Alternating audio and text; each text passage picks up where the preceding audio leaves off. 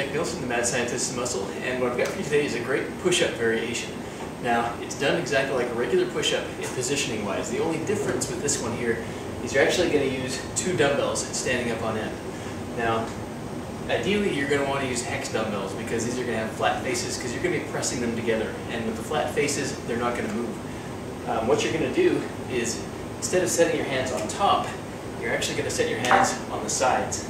Now, while you're doing a push-up, in order to stabilize yourself and do the movement, you actually have to be exerting constant inward tension to keep yourself up on these dumbbells. So by placing your hands on the side, you're going to be doing essentially just like a cable crossover kind of tight contraction in the chest while you're doing the push-up, pushing yourself up. So you're getting kind of a double layered contraction on the pecs at the same time. So it's a great exercise. I'll give you a few reps here as a demo.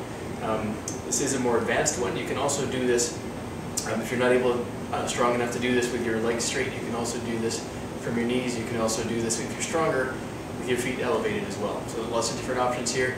It all comes down to the hand position. So get these dumbbells here. These are just a couple of 50-pound dumbbells. It doesn't really matter what the weight is as long as they don't slide around as you're doing the exercise.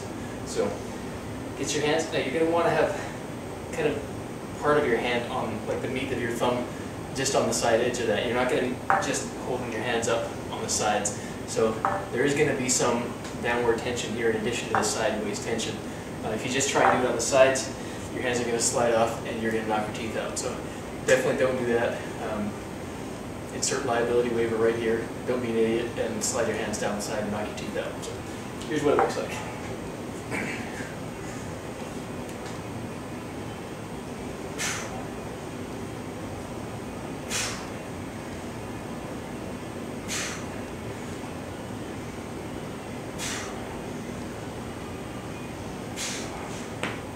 Now I'll give you a straight on view here as well.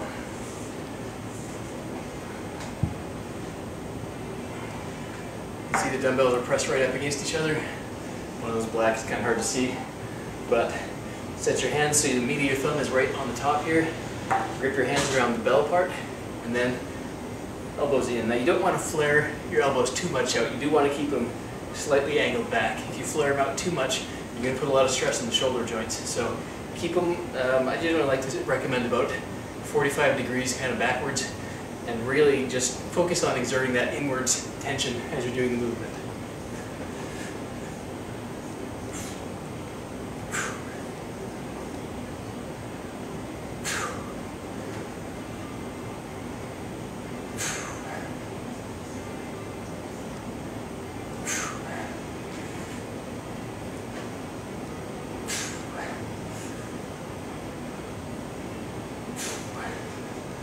So that is the 2 dumbbell vertical inwards pushing push-up. Great chest exercise. It's going to really fire up, like I said, the pecs. It's going to really hit that inwards contracting function of the pectoralis major. Alright, so here is that same exercise done, feet elevated, body angled downwards to hit more of the upper chest, increase the resistance on the chest as you're doing the exercise.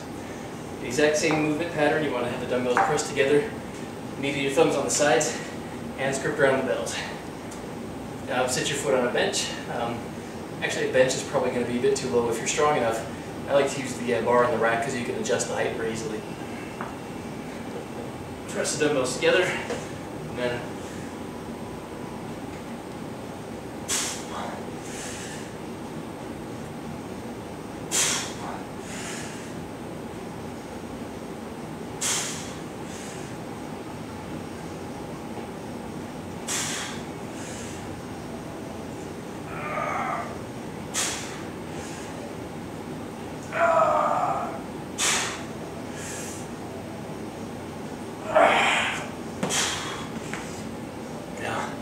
even if you're pretty good with chin-ups, even if you're pretty strong with push-ups, this is actually going to really challenge you. That inwards pushing tension takes a lot of the triceps out of it as you're doing the exercise. So even though your hands are in close, because your hands are focused on pushing inwards, it's the pecs that are going to take the brunt of that, not the triceps. So this is a great variation to give a try if you're strong enough to do it with your feet elevated.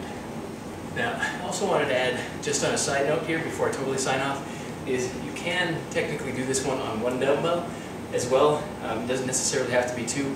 What I found with the one dumbbell though is that it actually puts your hands a little bit too close together, so it does put a little bit more stress on the shoulders, puts a little more focus on the triceps. So adding in that second dumbbell, putting your hands a little bit further apart, takes that shoulder stress off and allows you to put more tension on the pecs rather than the triceps. So that is the exercise. Use the two dumbbells preferably if you do have the two dumbbells to work with. It's a great exercise for your chest and you're really going to get a lot out of it.